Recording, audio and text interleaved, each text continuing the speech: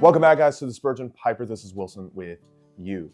I get a lot of questions sent to me via email or YouTube comments, social media pages, Facebook Messenger, Twitter, all that stuff, and I just simply can't get to them all. Often, frankly, I just don't get to them at all, other than if they're Patreon supporters, just because of family needs and homestead needs and certainly pastoral church needs that I have a priority for.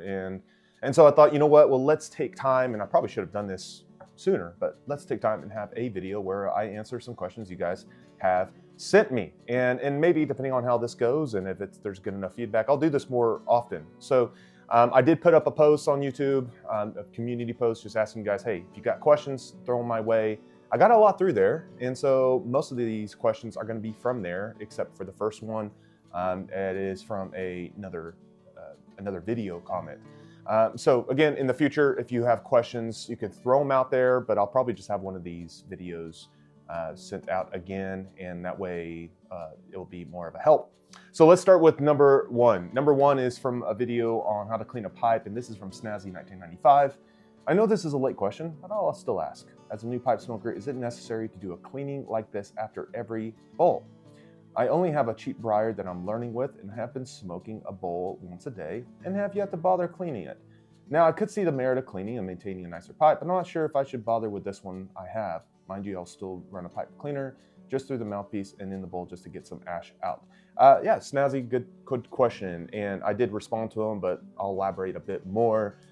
Yes, I would recommend between or after you're done smoking a pipe that you clean it out. And regardless of your cleaning regimen, which I did have a recent update on how I do clean my pipes, according to Jay Mouton, a pipe maker, pipe artist. One thing I still do that I have done for years is after I get done enjoying a pipe, I will run a pipe cleaner through the pipe all the way up to the bowl. So I'm done, I'll run it in cleaning out the airway, and I'll probably enjoy it further on several more times that day, if not a little bit more the following day. And then I'll decide, yep, I'm done with it. It needs to be cleaned out, and I'll do a more thorough cleaning and throw it up back on the shelf. So that is my recommendation. Why do I do that? Because it gives you a better smoke, frankly. Just that reason alone. As time goes on, you get more experience. You'll realize taste is changing. This doesn't taste like it used to. Regardless of what blend I put in there, it just tastes yucky. Yeah, it just doesn't taste right. And you learn that, hey, I need to just do a quick pipe clean run through, and it will kind of solve itself and really help you. And then eventually you come to an idea like, despite me doing that, I think I just need to put it off to the side for a while, give it a rest, because even when I do run that pipe cleaner through, it's still giving me a bit of an odd taste. So my recommendation and preferential is, yeah, do it every time you get done enjoying a pipe, and that way it will benefit you going forward in other sessions you have. Going on with a question from Musket Merver 1436. What made you first try pipe smoking? Yeah, good question there. It's probably been a while since I've covered this, but I have quite some time ago. The short answer is actually my wife got me into it. The longer answer is years ago when I was probably 10 to 12, I came across the Lord of the Rings books, and then of course the movies. And then when I got into college and seminary, I got to reading the Puritans and older theologians. I noticed these guys contemplate over a pipe. Many of them do, not obviously all of them, but this is something that marked them. And then, of course, going back to Lord of the Rings or Chronicles of Narnia, they played a pivotal role. The Hobbit, we played a pivotal role in those worlds. And my wife knew my interest some time ago. It was around the birth maybe of our second son, something like that. And so for her birthday, she gave me a cheap Chinese-made that I don't smoke anymore, nor would I recommend, pipe. And I got going with that and never looked back. So that's really how I got going. It was contrary to many, it was actually my wife who got me into it, which is funny enough. And she's always been a support for it all. So I'm grateful for that. Moments and Seasons asks, do you feel like you've settled into your preferences? As in, do you know which pipe works the best for you? and which blend you like to smoke. What is your your forever combination of pipe and tobacco? Do you feel like you've settled into your preferences? Yes, for the most part I have, and even then I realize that's probably going to change at some point. I feel like there's like this bell curve of I don't know what I want. I know what I want, and then you realize, you know what? I know my tastes are going to change. And like right now, for instance, for some time I've been on a burley kick. I'm trying to find these different blends. I kind of just to scratch the itch I have of a certain flavor, profile, all that stuff. And yet I know, because of experience, I know that I might find a day where I don't really care for burleys anymore. Now I'm back on Englishes or Virginia blends, what have you, which I was big for a while on red Virginia blends. And then in the very beginning, I was on a big light English kick, which I don't really care for English ones all that much anymore. So have I settled in preferences? In one way, yes, I can say I have, but I know that can easily change. And some people don't change. Some just stick with certain blends the rest of their life and they're content with it despite there being a huge selection. So it's like so much of this hobby, it's subjective, isn't it? It's just mere preferences. There's no right or wrong answer on that. Do I have a favorite combination of pipe and tobacco? Not really. You learn, hey, this blend goes well with this pipe. So I might have some blends. Let's go with this one here. This one by Malcolm Pipe Shop Modified Pipe. It seems to smoke well red Virginia blends or Virginia blends pretty well. This one right here by Joshua Ronish, he's Dragon Briar. He no longer makes pipes, but this is a custom pipe he made, and it smokes better burleys and probably English blends, just a little bit of wider bowl.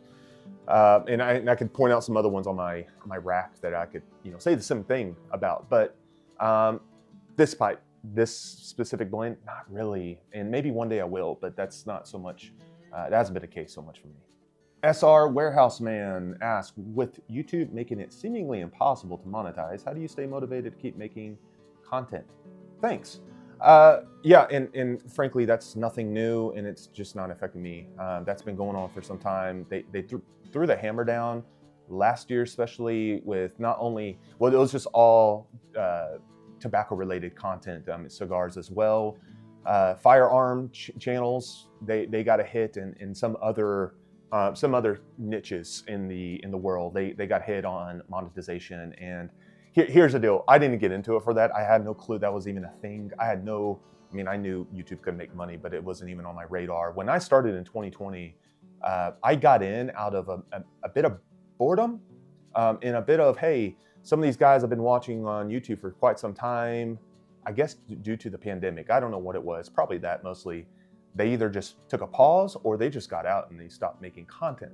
So I was like, hey, I want to do something, and I did it. For years, I didn't make a dime. And even now, I just get enough where I can enjoy some, a few tins of tobacco that I can purchase or something like that. So it's not significant. So what's my motivation? It's the same motivation at the very beginning. It's just enjoyment, to make connections, talk about this hobby and other things that come up, like reading or theology, things that I like to do. And that's really what it comes down to, and why I still enjoy it. So the Patreon was a branch off just to continue to find some support and continue on making more content and making it feasible. As far as I got to have time for it, and if I'm going to put more time into it, it needs to be worthwhile for my family's sake and for other obligations. And so that's been helpful. But as far as YouTube content, motivation is just enjoyment of talking with others and making connections. Musket Merver 1436 asks, have you ever grown your own tobacco? Yes, I have considered it, and I probably won't, for a couple of reasons. Even though my background's farming, not only family for generations, but myself, that was what I did for a living. And now I have a homestead and I grow things. It's not something I'll likely do, first off, because I'm in the North Texas region. It's not the best location, best ground the best amount of rainfall, things like that for growing tobacco. Now, I could do it. It can be done in a small scale setting. You can adjust the variables, so it can be done. I'm not saying that, but it's not ideal. There's a reason why we think of the Carolina countries and Kentucky and think places like that for tobacco, because those are prized, or Virginia, because those are excellent locations for a number of reasons. So one reason is just it's not the most ideal location, but probably the biggest reason is, look, time is a currency. We only have a certain amount and everyone's given the same amount. And I have to decide, do I want to put some of my currency, my time into growing and then fermenting, or somehow, working with the blend and making it ideal to smoke? I really just don't care to. It's awesome. I'm glad some of you guys do that. Hey, continue on. I like to see those who do it. It's really interesting, but I'm never going to do it. I'm happy with buying it from those who do it and put the know-how into processing it. I just don't want to get into that. So that's really why I probably will never do it. Disbuster65 asks, who makes the best non-aromatic straight out of the tin without the need for cellaring? That's one sense I can't answer that, Buster. This comes back to preferences. You will find an array of answers to that from not only specific companies or blend types, but also, even regions of the world, where some are going to say a certain company in America, while some are going to say a certain company in Germany, and then England, and I don't. Yeah. So as always, I got to give you my preferential or my opinion on this. If I had to think of a name that puts out the best straight out of a tin without the need of cellaring, I guess I would either have to go with two names. Probably first is GOPs. I haven't found a GOPs blend that I think is bad. Or let me even go further than I haven't found one that I haven't enjoyed. I have some that are not my preference, but everything is a slam dunk, or he hits it out of the park. He's a master blender. Everything he does, you could buy off the shelf day one that it's put on the shelf, and I can suggest it to someone and know pretty confidently they're going to enjoy it. And if they don't enjoy it, it might be a problem with them and less of the blend. And then the second category is the Country Squire, and I could throw in a number of other smaller retailers or blenders, Watch City Cigars, LJ Peretti.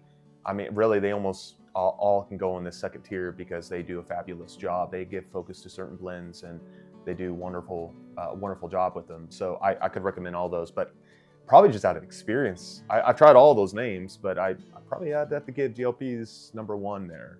And he still produces some of my favorite blends of all time.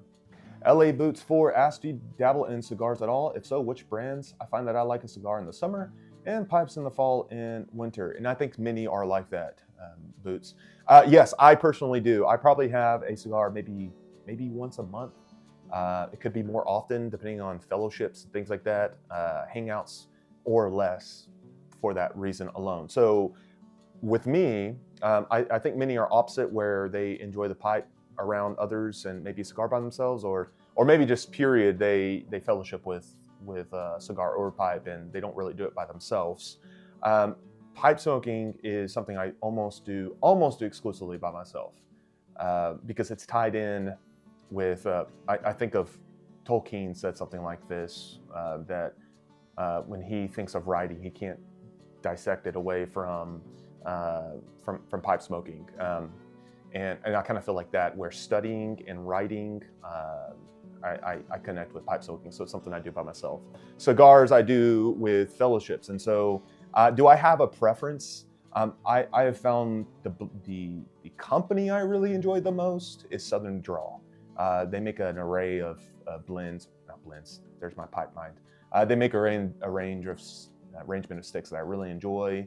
I like something like a Connecticut that's a little bit more mild. I don't go so much for the heavier stuffs, but I like a mild stick, like their Rosa Sharon, fantastic, something I go to. But they have like Jacob's Ladder, Firethorn. These are some other ones they make that I really enjoy. So One day I want to come out with a video. I've been thinking about it for some time of pros and cons of smoking and cigar smoking. I want to do that. But yes, I do enjoy it. I just don't talk about it that much. Well, guys, that is all I have this time. If you do have more questions, again, you can send them my way. Whether I answer them or not, it's gonna be determining on the business, my schedule. And I'll just tell you right now, if you email me, I'm probably not going to get to it. Other than they're for Patreon members, I just don't have the time. I gotta put something away. So you can put down some questions in the comments. Worst case, if there's again enough interest, I could do this something like monthly or every other month and build up some questions and throw them back out there. Well, that's all I have this week. I hope you're doing well. Hope you're blessed, and we'll talk to you very soon.